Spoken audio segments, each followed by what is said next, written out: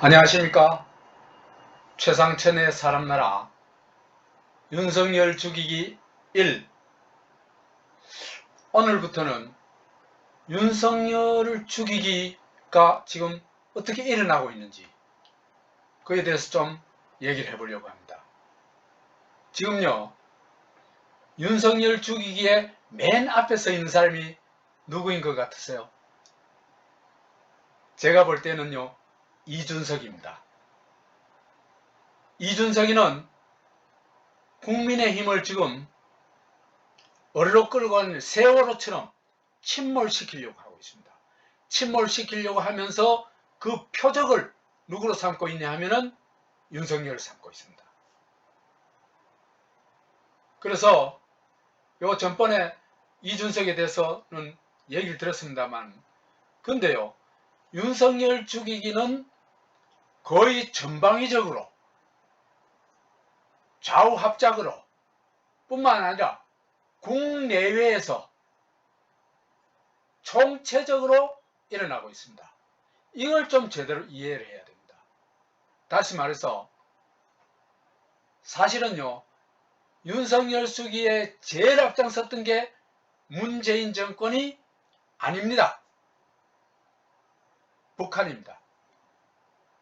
그 다음에 문재인 정권은 어떻게 보면 김여정 하명에 따라 하듯이 북한의 하명에 따라서 윤석열 죽이기에 적극적으로 나섰을 뿐입니다. 뿐만 아니라 싱하이밍이 또 윤석열을 공격을 했죠. 있을 수 없는 일이거든요. 어느 나라 대사가 대통령 후보를, 그것도 1위 대통령 후보를 그렇게 대놔놓고 공격을 할 수가 있어요. 있을 수 없는 일이거든요. 그러니까 중공도 지금 윤석열 죽이기에 발벗고 나섰다고 볼 수 있습니다. 그래서 보세요. 북한, 중공, 문재인 정권, 민주당, 그 다음에 국민의힘에 있는 이준석, 하태경, 유승민, 이런 사람들 다 윤석열 죽이기에 나섰습니다. 뿐만 아닙니다. 소위 보수 유튜버들, 보수라는 말이 정말 오해에서 빚어진데 그건 보수가 아니고요. 극우입니다. 극우. 극우 유튜버들도 윤석열 죽이기에 거의 뭐 칼부림을 하고 있습니다. 왜 이런 일이 일어날까? 어떻게 보면요, 전방위적으로 좌우 합작으로 국내외 합작으로 윤석열 죽이기에 나서고 있다. 그 얘기를 하려고 하는데, 오늘은 첫 번째로 북한이 어떻게 윤석열을 죽이려고 하느냐 하는 걸 얘기할 텐데, 그 제목을 수령교시 윤석열을 제거하라, 이런 제목으로 얘기하도록 하겠습니다. 수령이라는 건 두말 아래 없이 김정은을 말합니다. 이 얘기는요, 사실은 작년 5월에 제가 동영상을 올린 적이 있습니다. 그때 제목은 수령교시 유튜브 막고 윤석열 제거하라, 못하면 문재인 네가 죽는다, 이런 제목이었습니다. 이런 제목이었는데, 그 이후에 지금 1년 한 3개월 지났잖아요. 그죠? 1년 3개월 지났는데 그 윤석열, 북한의 윤석열 제거 작업, 윤석열 공격은 멈추기는커녕 더욱더 거세지고 있습니다. 오늘은 이 얘기를 하도록 하겠습니다.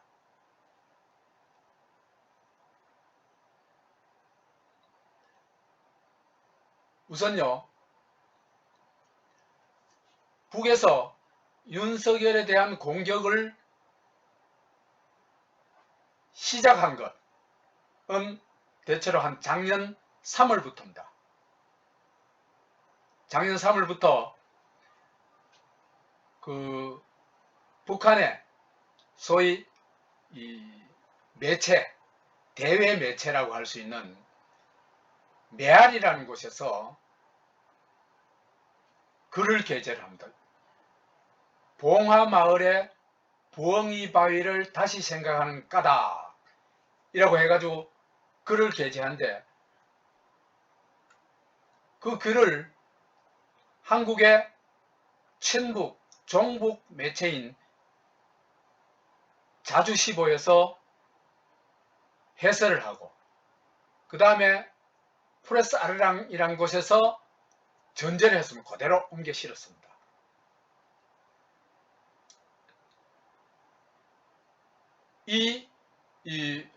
보세요. 요 메아리에 실렸던 건데, 주체 109년, 그 2020년 3월 6일자입니다. 그죠? 봉화마을의 부엉이 바위를 다시 생각하는 까닭. 그러면서 윤석열을 공격하기 시작합니다. 지금까지 이런 검찰총장은 없었다. 취임 후 반년여 지난 지금까지 줄곧 정권을 겨냥한 수사만 지휘하고 수사권과 기소권 분리는 불가하다며 청와대의 검찰개혁에도 정면으로 각을 세우고 있다. 모름지기 윤 총장은 검찰 조직의 막강한 파워를 믿고 조직의 이익을 지키기 위해 살아있는 권력과의 한판 승부를 작심한 듯하다.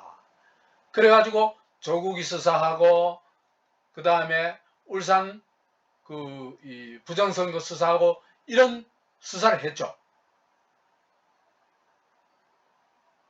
그래서 이런 현상을 북한에서는 도저히 이해할 수도 없고 용납할 수도 없을 거 아니에요. 아니, 최고 존엄을 누가 수사를 하고 기소를 해요.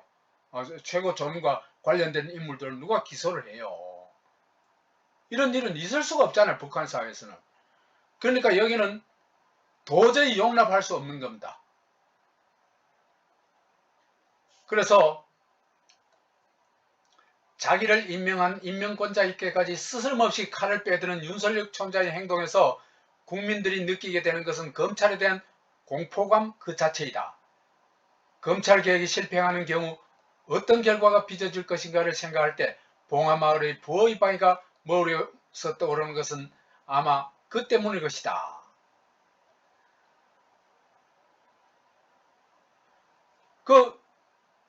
노무현이가 검찰개혁하다가 밑보여가지고 검찰한테 쫓겨가지고 부엉이 바위에서 뛰어내렸다, 이런 얘기입니다. 그래서 이 마지막 부분에 가보면은 비극은 검찰이 복수의 칼을 드는 경우 누구도 피할 수 없게끔 법제도가 꾸며져 있다는 데 있다. 북한 사람의 절대 존엄을 절대 호위하는 입장에서 볼 것 같으면 이렇게 얘기할 수 있어요. 왜? 거기는 법 위에 노동당이 있고 노동당 위에 수령이 있죠. 그러니까 이거는 치해법권뿐만 아니라 법 자체가 누구의 칼입니까? 김정은의 칼이죠. 김정은이 마구 휘두를 수 있는 칼입니다. 그런데 남한은 자유민주주의 체제잖아요. 그러면 법 앞에 다 평등하고 성역은 없고 치해법권은 용납되지 않는 겁니다. 그죠? 그러니까 이런 시스템을 그들은 도저히 용납할 수도 없고 이해할 수도 없는 겁니다. 그래서 이런 말을 하고 있는 겁니다. 그래서 참여정부 시절 시종 존재 상실의 불안감과 모멸감에 부대끼던 검찰 권력은 전혀 그런 거 없었어요. 노 전 대통령이 퇴임 이후 곧 사나운 발톱을 드러내며 정치 보복에 나섰다. 아니, 검찰이 어떻게 정권한테 전직 대통령한테 정치 보복에 나서요? 노무현 뇌물 받은 거 사실이잖아요.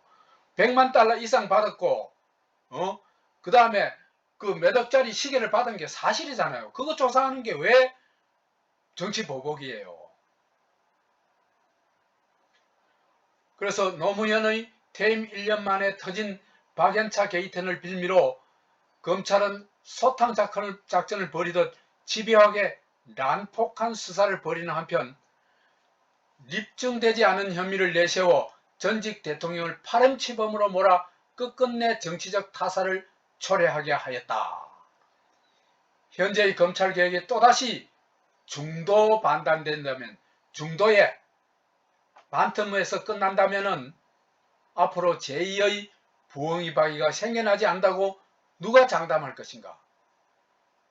더욱이 역대의 검찰총장들을 훨씬 능가할 만큼 모질고 야심찬 윤석열이고 보면 11년 전의 5월보다 더 참담한 광경이 펼쳐지지 않겠는가 하는 우려가 갈수록 커짐을 어쩔 수 없다. 맞아요. 이 말 맞아요. 무슨 얘기냐면은 그 노무현 때는 혼자 부엉이방에서 뛰어내는 것으로 끝나버렸습니다. 근데요, 이거는 문재인이가 뛰어내려도 끝날 수가 없어요. 왜? 범죄의 증거들이 지금만 해도 차고 넘치니까. 그러면은 이걸 수사를 안 하면 치해법권이 되고 성역이 되는 거 아니에요. 그렇잖아요. 그죠? 그러니까 지금 윤석열이를 내버려 두면은 노무현이가 부엉이바위에서 뛰어내렸던 것보다도 훨씬 큰 재앙을 맞을 수밖에 없다. 이 얘기를 문재인한테 위대한 수령께서 경고를 해주는 것입니다. 이 말 딱 맞는 말이에요. 그렇기 때문에 어떻게 해라는 얘기입니까? 네가 당하기 전에 윤석열을 먼저 내쳐라. 이렇게 요구한 겁니다. 저게 그 요구하는 지령이라고 볼 수 있습니다. 그 다음에요. 북한은요. 윤석열을 또 뭐로 몰아갔냐. 미국 FBI 하수인다. 그래서 윤석열은 미국 스파이다. 이렇게 몰아갑니다. 요거는요. 아까 위에 게 2020년 3월 6일 기사인데 요거는 2020년 4월 10일 한 달 후의 기사입니다. 북한에서 지금 윤석열을 제거하기 위해서 뭐 온갖 뭡니까 이 작전을 다 구사하고 있는 겁니다. 그 두 번째 작전으로서 간첩몰이를 하는 거죠. 그래서 2019년 9월에 레이 FBI 국장이 방한했을 때 그때 스파이가 돼가지고 비밀 작전을 미국을 위해서 비밀 작전을 수행했다. 그래가지고 조국이 수사하고 미국의 지시를 받고 조국이 수사하고 울산 부정선거를 수사했다. 이 얘기입니다. 그게 참 말이 되는 얘기입니까?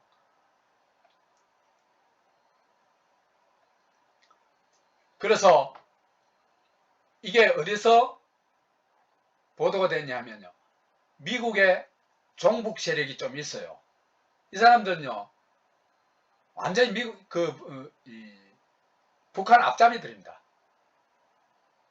이 사람들이 맨날 내세우는 게 민족, 자주, 평화, 반미 이런 것들입니다.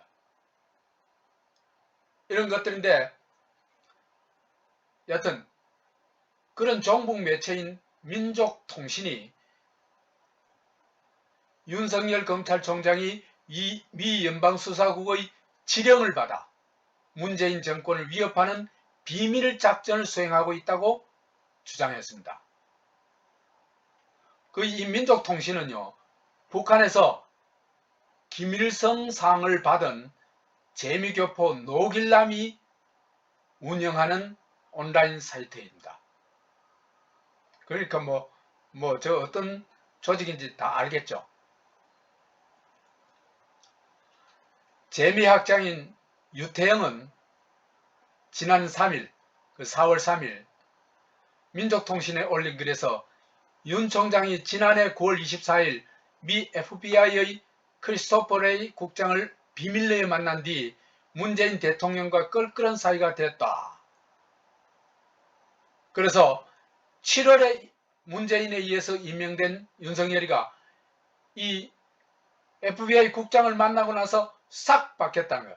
말하자면 문재인의 사람에서 미국 스파이로, 문재인 잡는 미국 스파이로 싹 바뀌었다는 겁니다.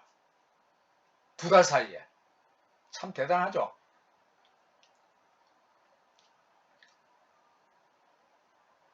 그래서 유 씨는 윤 총장이 레이 국장을 만났을 당시 문재인 정권을 공격하기 위한 비밀 공작 회의가 진행됐을 거로 봤다. 증거가 있는 건 아무것도 없습니다. 그래서 지난해 10월 검찰이 조국적 법무장관에 대한 수사를 시작한 것도 비밀 공작의 일환이었다. 또 검찰의 청와대와 울산시장 선거 개입, 청와대의 울산시장 선거 개입 의혹에 대한 수사도 공작의 일환이다. 그래서 윤 총장이 의도적으로 울산시장 선거에 대한 짜맞추기 수사를 진행하고 이 사건을 일부러 서울로 끌어올려가지고 큰 소동을 고의적으로 일으켰다. 그러니까 울산에서 수사하고 있는 걸 서울지검으로 끌어올려가지고 사건을 키웠다. 이런 얘기입니다.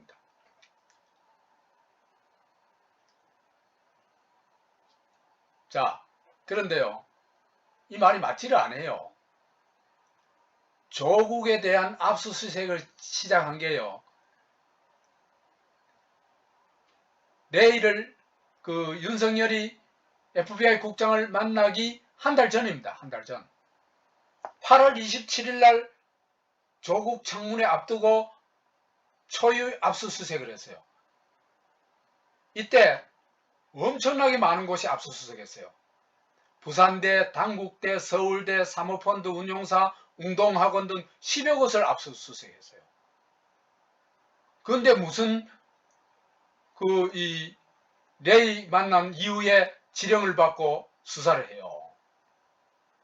그리고 2019년 9월 5일 날, 그러니까 레이가 한국에 오기 전에 한 20일 전에 이런 기사가 있어요.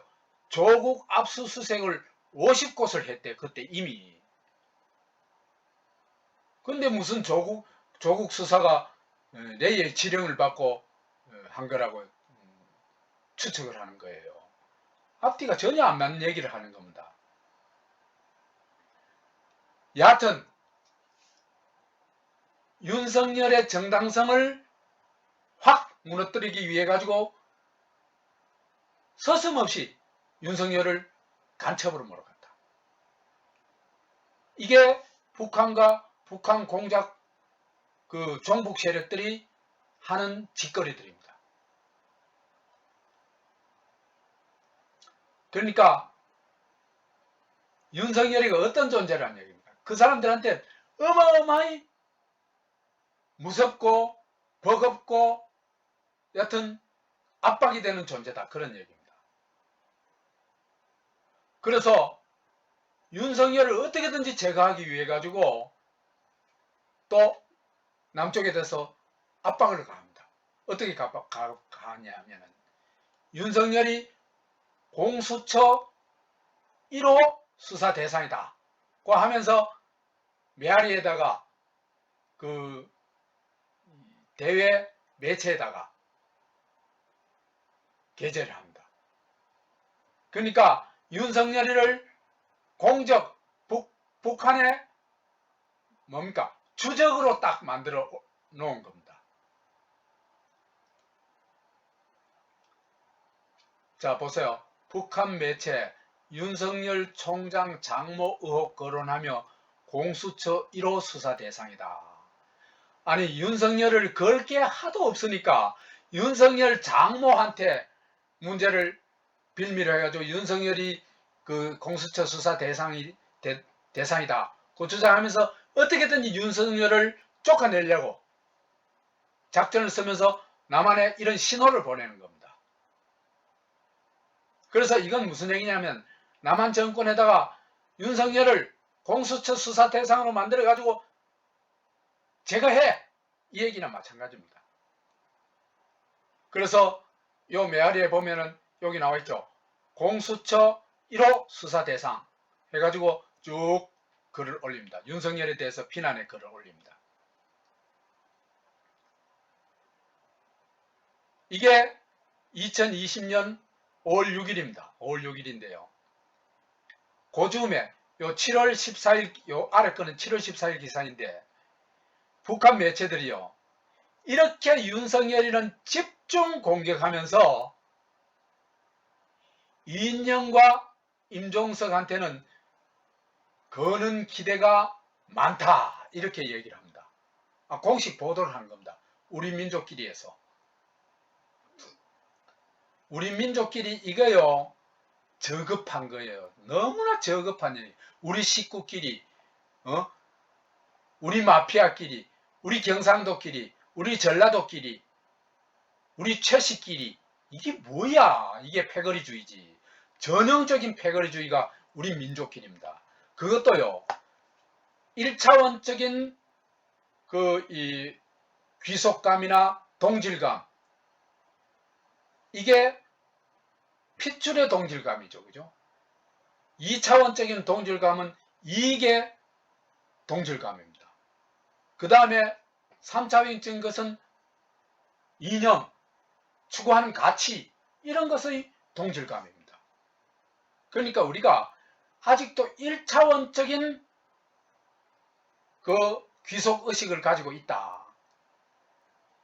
이런 걸 말해주는 게 우리 민족끼리라는 겁니다. 핏줄끼리 뭉치자. 이거 얼마나 웃긴 얘기예요.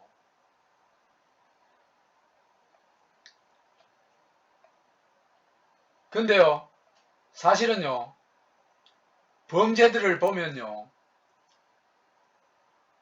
가족 범죄가요, 전체 범죄 반쯤 될 거예요, 반. 엄청나게 많아요. 그러니까 우리가 있잖아요. 적어도 이익 중심으로 뭉치면 노조 같은 게 되고 또 뭐 여러 가지 어째 농민단체, 여성단체 이런 게 되겠죠. 그죠? 그 다음에 이념적으로 가치 중심으로 보면 자유민주주의 정당 이런 게 됩니다. 적어도 3차원적인 귀속감을 가지는 수준은 돼야 되잖아요. 그러니까 1차원적인 저런 귀속감을 가진 사회는 반드시 어떤 사회로 가냐면요. 전체주의 사회로 가게 됩니다. 북한이 딱 보여주잖아요. 그러니까 저기서는 끝없이 민족을 강조하잖아요. 그러니까 끝없이 민족을 강조한다는 것은 뭐냐 하면요. 최고 권력자가 추구하는, 최고 권력자가 강요하는 가치를요. 모든 사람들이 갖도록 만드는 전체주의로 가게 되어 있습니다. 그러니까 우리 빨리 민족에서 깨어나야 돼요. 가치 중심으로 우리 사고방식이 전환돼야 돼요. 아무튼 그러니까 이인영, 임종석한테는 이렇게 기대를 건다고 설레발을 치면서 윤석열이는 완전히 주적으로, 북한의 제1주적으로 지목하고 있는 겁니다. 그래서 문재인 정권과 이구동성으로 윤석열 물러나라, 윤석열 타도하자 이렇게 외치고 있는 겁니다. 왜? 윤석열이 그들의 제1의 적이기 때문입니다. 제1의 적이 아니면 윤석열에 대해서 이렇게 공격할 수가 없잖아요. 그래서 북에서는요, 윤석열 또 비난, 막 계속해서 비난하니까 형님 떠받들며 화환까지 주니 왕이 된 듯 하구나, 이렇게 또 비난을 합니다. 북한 선전 매체 우리민족끼리는 30일 한국의 친북 성향 인터넷 매체 자주시보, 이 자주시보의 발행인이요, 이 동영상 찍는 사무실에 상당히 오랫동안 나오셨어요. 나왔었는데 그분은 뭐 참 괜찮은 분인데 이 자주시보 만드는 그 내용들을 보면은 참 기가 딱 차요. 이거 완전 종북 언론입니다. 자주시보의 만평을 게재하고 서초동 윤서방파 이 조폭으로 이제 취급하는 겁니다. 를 꾸리고 오만할 대로 오만해진 윤석열과 검찰 집단이야말로 역대 최악의 범죄자, 무소불위의 독재 검찰임을 삼장의 만화가 똑똑히 보여주고 있다고 말하고 있습니다. 하여튼 뭐 쭉 이런 얘기를 하는데 우리 민족끼리는 그러면서 시간이 흘러감에 따라 그 거만성과 오만함이 도를 넘어 이제는 민의도 안중에 두지 않고 괴물로 변한 검찰 수괴와 그 집단의 흉체를 통해 적폐 세력들의 발악을 묵과하거나 수습하거나 한다면 더 큰 낭패를 보게 된다고 남조선 인민들에게 경종을 울려주고 있다. 보세요. 검찰개혁, 그 다음에 적폐, 이게 그죠? 문재인 패거들이 하는 얘기하고 똑같아요. 이구동성이에요. 문재인하고 북한은요, DNA가 똑같아요. 뭐 삼상동이 비슷해요.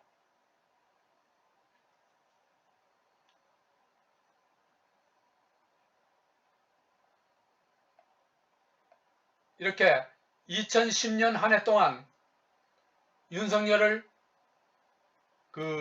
제거하기를 막 요구를 하고 뭐 엄청난 공격을 퍼붓습니다. 2021년에도 윤석열을 융단 폭격을 합니다. 북한이.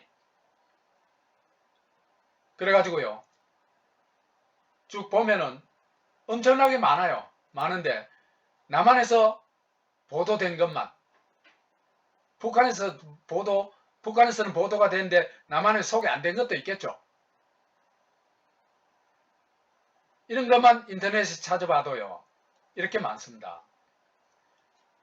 북선전 매체, 남보수 언론이 윤석열 용비어천가 타령을 한다.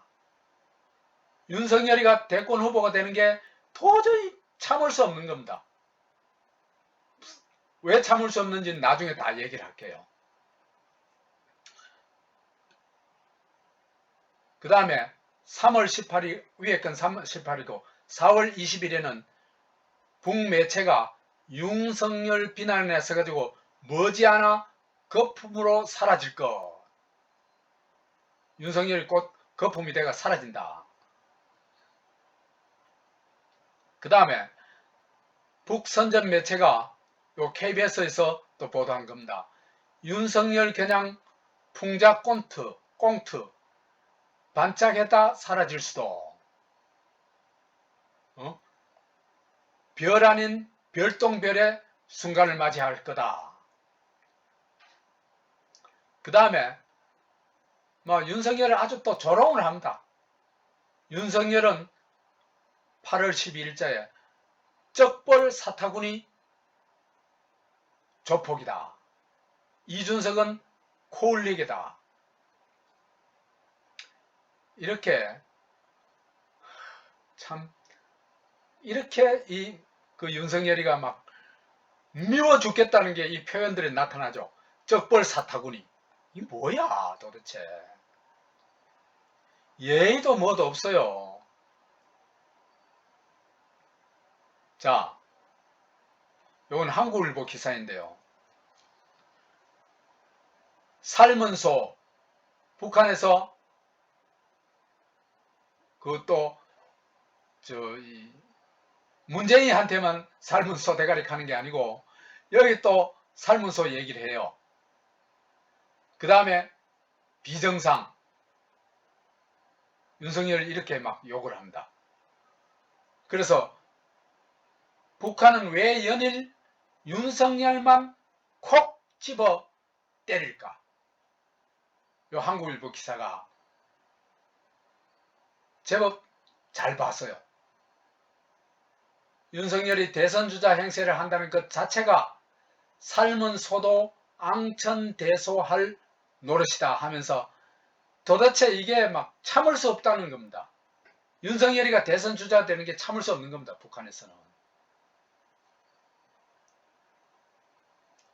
어마어마한 적개심을 가지고 있는 거죠. 그래서 북한이 야권 대선 주자 가운데 왜 하필 윤석열에게 집중 포화를 퍼부을까? 그 이유가 뭘까? 북한이 그간 선전 매체 등을 통해 국민의힘 등 보수 야당을 비판해왔지만 특정인을 콕 집어 공세를 퍼붓는 사례는 상당히 이례적이다. 아니, 그럴 경우라도 그죠?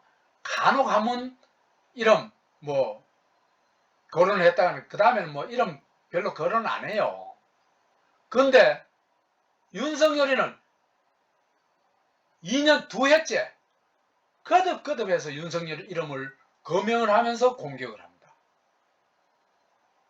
윤석열이가 그만큼 밉고 공포스러운 겁니다. 하나는 적개심 때문에, 저가 방해이기 때문에 엄청나게 믿겠죠. 그 다음에 윤석열이가 가지고 있는 파워, 어떤 결단력, 어떤 사상, 이런 것이 그들한테는 엄청난 공포인 겁니다. 그렇기 때문에 윤석열을 계속해서 씹어 돌리는 겁니다.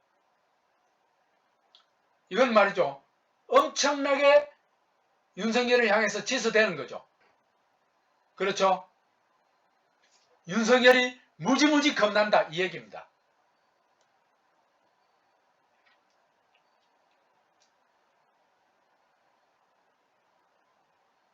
윤 총장을 겨냥한 비난성 논평과 기고는 그가 대권 도전을 선언한 지난달 29일, 6월 29일 날 했죠. 그죠? 이후 7월, 이게 17일 날 기사인데, 19일 날 기사인데, 그러니까 한 20일 사이에 5차례나 윤석열을 공격했대요.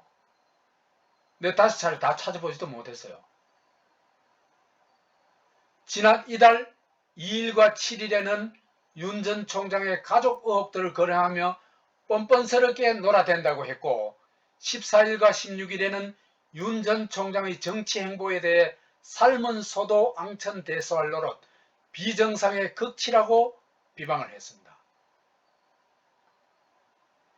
이러한 태도에는 내년 3월 대선 결과에 따라 대남 및 대미 정책을 수정해야 하는 북한의 고민이 반영돼 있다.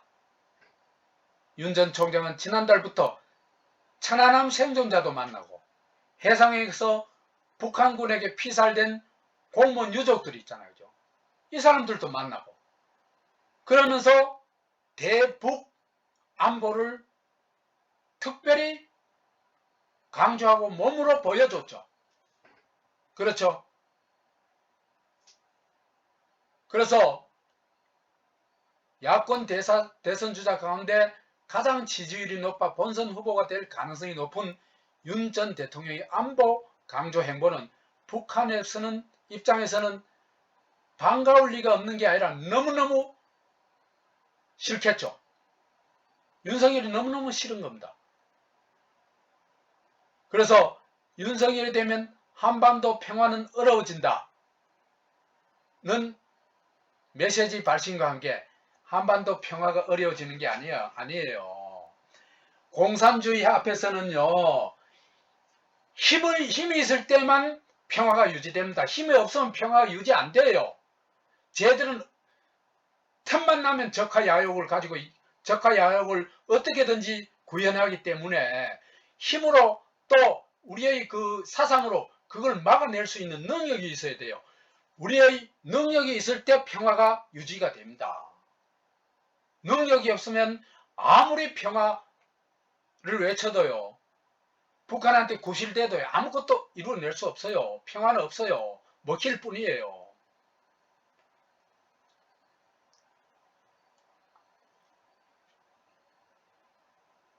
그래서 이런 건 언론이 가지고 있는 유치한 시각입니다. 윤석열이 되면 한반도 평화는 어려워진다. 그게 아니고요. 윤석열이 되면은 남한의 평화, 체제의 유지가 확보된다. 이렇게 얘기할 수 있습니다. 왜? 쟤들 말한 대로 따라가지 안 해요. 그래가지고 언제든지 그 힘으로 누를 수 있는 위력을 보여줘야 돼요.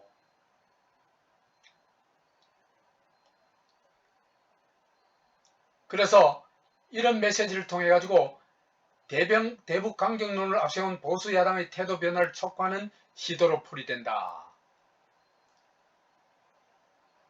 이래 얘기를 한대요. 그러면은 윤석열의 대북 인식은 어떨까? 이건 나중에 한번 깊이 한번 천착을 해봅시다만은 오늘은 그게 주목적이 아니니까 북한이 윤석열을 어떻게 죽이려고 하는가에 초점을 맞춰져 있으니까 북한의 윤석열의 대북 인식, 안보 인식을 요 글 하나로 가지고 좀 이해해 보도록 하겠습니다. 한반도 평화를 위협하는 북한의 오만한 행동이 선을 넘고 있습니다. 오케이, 맞습니다. 북한이 주한미군 철수를 주장하는 무리수를 둔 데 이어 얼마 전 복원한 군 통신선마저 일방적으로 끊어버렸습니다. 이 군 통신선은요, 2주 동안 딱 열었다 다시 껐잖아요. 그죠? 이걸 왜 했는지 아세요? 김정은이가 남한을 갖고 놓은 겁니다. 어떻게 갖고 놀았냐? 7월 27일 날 통신선을 회복했는데 이게 박지원이가 고백했잖아요. 김정은이가 해락해가지고 했다고. 김정은이가 통신선 내라 그러니까 남한은 뭐 두말 없이 연 겁니다. 그러면 김정은이는 왜 통신선 열으라고 했을까? 있잖아요. 그죠? 주한미군 문제를 꺼내가지고 그 주한미군 한미 군사 연습을 좀 공격하기 위한 그런 면도 분명히 있긴 있어요. 근데요, 진짜 목적은 따로 있습니다. 뭐냐 하면요, 7월 29일 날 간첩 사건이 터졌거든요. 이 간첩 사건은 제가 볼 때는요, 7월 27일 전에 국정원에서 이미 북한으로 보고가 됐습니다. 저는 확신해요. 그거는요. 그러니까 북한이 이 간첩 사건은 어마어마하게 큰 사건이에요. 문재인의 특보가 그랬잖아요. 그 다음에 국회 외통위원장인 그 이름 뭐예요? 뭔가? 그 지금 민주당 대표하는 그 친구. 그거 만나가지고 협력하자까지 얘기까지 나왔잖아요. 이거는 간첩하고 여당하고 협력을 하는 차원까지 갖는 심중한 중대한 사건이거든요. 그러니까 이건 나중에 또 한번 기회가 되면 얘기를 할게요. 이 간첩 사건 어마어마히 중대한 사건입니다. 이걸 말하자면 이것에 맞불을 놓기 위해서, 이 사건을 덮기 위해서 북한이 말하자면 간첩 사건을 덮기 위해서 김정은이가 통신선을 개설하도록 하고 김여정이가 나와가지고 주한미군의 철수니 어쩌니 하면서 떠들어댄 겁니다. 그러니까 표적을 간첩 사건에서 주한미군 철수 사건으로 싹 바꿔치기 한 겁니다. 철수 주제로 바꿔치기 한 겁니다. 거기에 남한이 놀아났고요. 저 간첩 사건요, 저거 깊이 파면요, 온갖 거 다 나옵니다. 여하튼 그 정도 해두고요. 그래서 이제 문재인 정부가 북한에 일방적으로 끌려가며 만들어진 남북관계의 현실이 여실히 드러나고 있습니다. 북한 김여정의 한미 연합훈련 중단 담화 이후 범여권 정치인들의 성명서 발표 등이 잇따른 행위를 지켜보면 이런 4명이 중단해야 된다고 서명까지 했죠. 성명서 발표하고. 이거 완전히 김여정의 하부기관입니다. 명령을 받는 기관입니다. 대한민국 정권이라는 게. 그래서 제가 뭐라 그랬습니까? 남조선 총독부라 그랬잖아요. 저 문재인 정권요, 대한민국 정권 아닙니다. 남조선 총독부입니다. 그래서 그죠? 김정은의 직접 명령을 받지도 않아요. 김정은은 시시하게 문재인한테 명령하지도 않아요. 김여정이가 명령해요. 우리가 똑바로 알아야 돼요. 그러면서 김여정이 담화에 남긴 남조선 당국자들의 배신적인 처사에 강한 유감을 표한다. 이거 무슨 얘기예요? 우리한테 뭐 해주기로 했잖냐? 근데 그거 왜 안 해줘? 이야기죠. 그래서 윤석열이가 요걸 아주 딱 꿰뚫어보고 무슨다. 문재인 정부에 무슨다. 달전된 통신선 복구를 진행하면서 국민께 알리지 않고 북한과 이면 합의한 내용이 있습니까? 북한이 왜 통신선 복구에 대한 청구서를 내미기나 하듯 뭐 내나 하듯 북한이 왜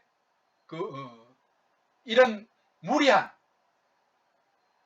적대 행위에 나서는지 정부가 있는 그대로 국민한테 설명해라. 그래서 북한이 심각한 내부 정치상을 타기에 무리한 도배를 강요하고 있는 거다 지금. 제가 볼 때는요, 북한 상황 타개하기 위한 게 아니고요, 간첩 사건 덮기 위한 겁니다. 그래가지고 거의 덮었어요. 간첩 사건요, 7월 29일 날 발표됐는데요, 있잖아요, 그죠? 우리나라 언론들 거의 안 달았습니다. 참, 몇 군데 달았어요, 몇 군데에서. KBS, MBC, SBS, 연합통신, YTN 거의 안 달았어요. 그래서 그죠? 북한과의 대화는 필요하고 환영합니다. 하지만 그것은 실질적 평화와 껍데기 평화가 아니다. 호혜적 교류 협력을 지향하는 것이어야 합니다. 그리고 지금은 국민 안전을 최우선으로 하면서 북한의 도발 가능성에 대비하고 한미동맹은 굳건히 지켜나가야 할 때입니다. 한반도 평화를 위협하는 북한의 정치 공세에 단호히 대응하고 국민의 생명과 안전을 지키기 위한 대통령의 분명한 행동을 촉구합니다. 행동을 해라. 저런 때 대해서 네가 어떻게 하겠다는 걸 하고 어떤 조치를 취해봐라 말이야. 아니, 간첩 수사를 제대로 하라고 얘기라도 해라 말이야.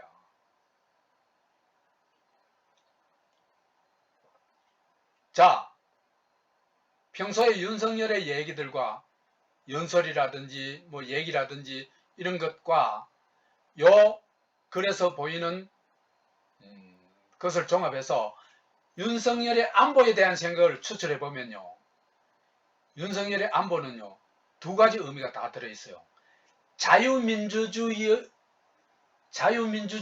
체제를 지키는 것. 그 체제 안보의 개념이 들어있습니다. 이건요. 굉장히 중요한 겁니다.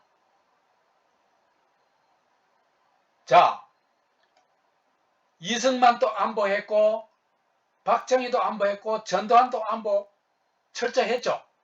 인정해요. 그런데 그 사람들은 그 안보가 자유민주주의 체제 안보였습니까?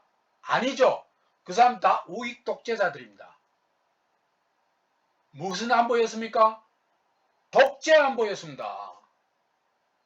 이게 윤석열의 안보와 우익들의 안보의 결정적인 차이입니다. 그래서 윤석열은 자유민주주의 체제 안보를 추구하기 때문에 극우 반공주의 안보 개념을 넘어선 거예요. 극우 반공주의 그건 뭡니까? 반공 독재죠. 반공 독재. 그래서 박정희의 안보는 뭐였습니까? 국가 안보도 됐지만은 반공 독재. 그러니까 박정희 독재의 안보였습니다.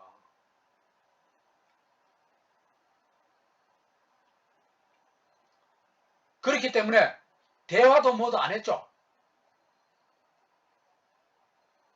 그러면은 그렇기 때문에 윤석열은요. 극우 반공주의 안보관에서 탈피해가요. 자유민주주의 체제 안보 차원에서 생각하고 하기 때문에 이런 얘기를 할 수 있는 겁니다.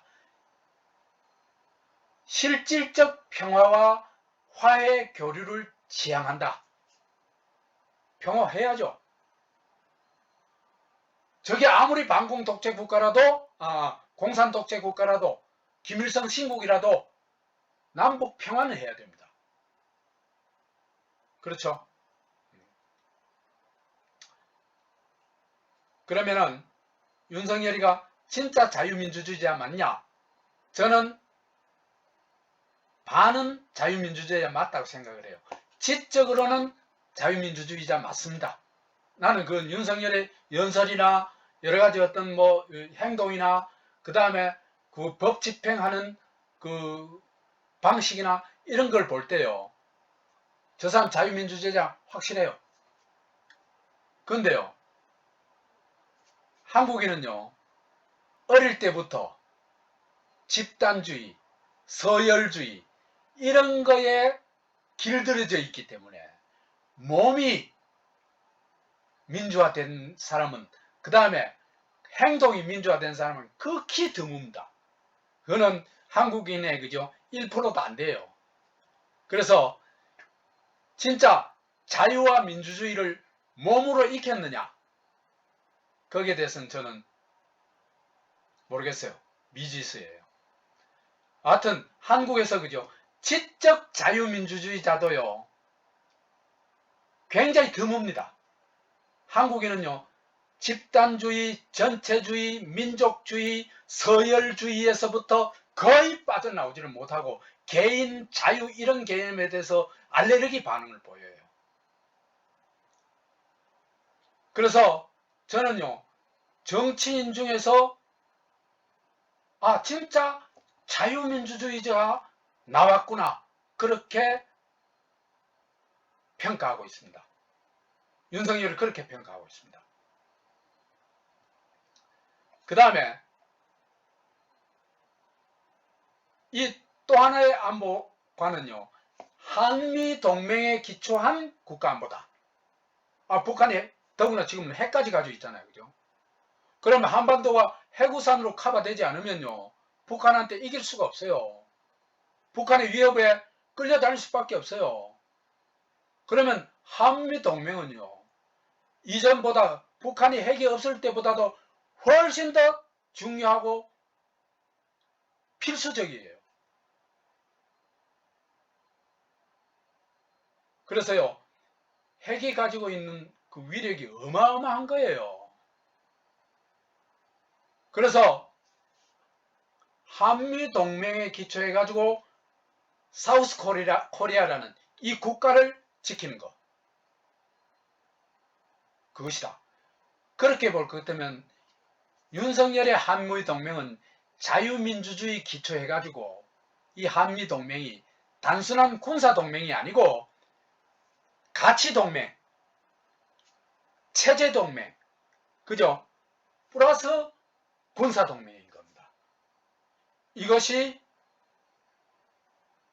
지금까지 우익 독재자들 이승만, 박정희, 전두환, 더구나 박근혜, 이명박과도 차이가 나는 관점입니다. 나는 이런 사람을요, 한국에서 처음 봤습니다. 그러니까 이런 윤석열이는요, 북한하고 극과 극이겠죠. 그렇죠. 그럴 수밖에 없죠. 김일성 신국이 추구하는 절대 가치가 두 가지가 있습니다. 하나는 뭐냐 하면은 주체 사상에 기초해서 유일 체제를 구축한다. 그래서 공산 독재를 넘어가지고 김일성이 신이 되는 유일 독재, 김일성 신국을 지키는 거죠. 이게 내적 절대 가치입니다. 김일성 신국에. 그 다음에 또 하나는요, 주한미군을 철수하도록 해가지고 연방제, 남북 연방제 통일을 이뤄가지고 적화 통일을 이루는 거. 그래가지고 한반도 전체가 김일성 신국이 되는 거. 이것이 대외적 대남 절대 가치입니다. 그런데 윤석열은 이것의 정반대 지점에 서 있죠. 왜? 주체사상하고 자유민주주의 사상은 극과 극입니다. 그죠? 그렇죠? 주체사상은 한마디로 말하자면은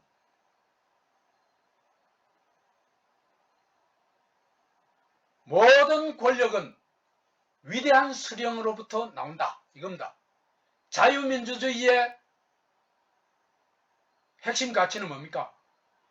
모든 권력은 국민으로부터 나온다죠. 그러니까 주체사상과 자유민주주의 사상은 완전히 극과 극이죠.